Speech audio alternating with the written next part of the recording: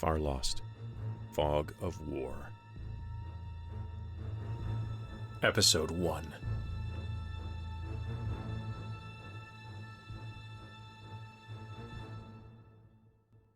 Year 2219. Day 5, Winter Belt Invasion. Hour 8 of the push. Hand after silent hand grasped him. No, not him. Her. They seized her arms, legs, an empty grenade strap on her chest, roughly round the neck. The many hands resisted the building gravity as the recovery ship powered away from the dying hulk behind her. There was pain, but she fought it, just as her brothers and sisters fought for her, clutching her tight.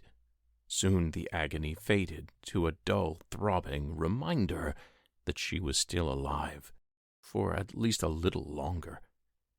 A gossamer-thin arc of blue energy carved into the dying ship behind them, and she smiled. Alive was more than she could say for them. A love tap on her helmet got her attention. The G-forces had subsided. She could move again, and she did. Out in the silence of space, the soldier wearily clipped herself to the side of the recovery vehicle and pumped her hands in the A-OK signal. The iron grips across her body disappeared after a chorus of rough thumps, slaps, and punches. She looked back at the dying System Guard Rock Smasher-class vessel and screamed her pleasure. The life-takers around her couldn't hear, of course, nor the reason for her satisfaction. Her comm was tuned to the ship-wide channel of the dying ship to savor the guard dog's last screams. A daisy chain of explosions shattered the Rock Smasher's spine. Hull plating tore like paper, and a shockwave drove escaping atmosphere further out in a beautiful halo. A white-armored fist pumped beside her. She was jarred by other motions as her entire breaching squad spasmed with bloodthirsty delight. 3 Rock Smashers down! She reached for the resupply vents on the plating of the recovery craft she was clipped to. His eyebrows, hers, she reminded herself angrily, knit together in confusion. The vents were closed. She craned her neck, scanning the war theater for the next target.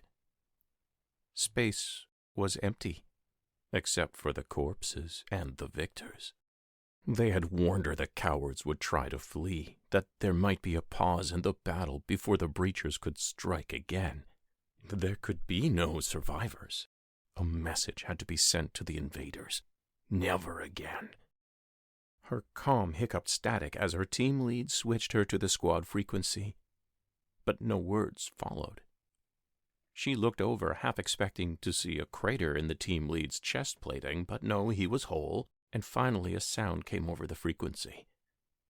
Not a word. A sob. More tears followed before her lead could get the words out. It's over. She didn't understand the words, and she was shocked by the emotion. Where was the killer who had emptied his sidearm into the faceplate of a surrendering guard officer? Where was the machine who had kicked his own former team lead into space when his corpse slowed down their advance? They're all gone, he said.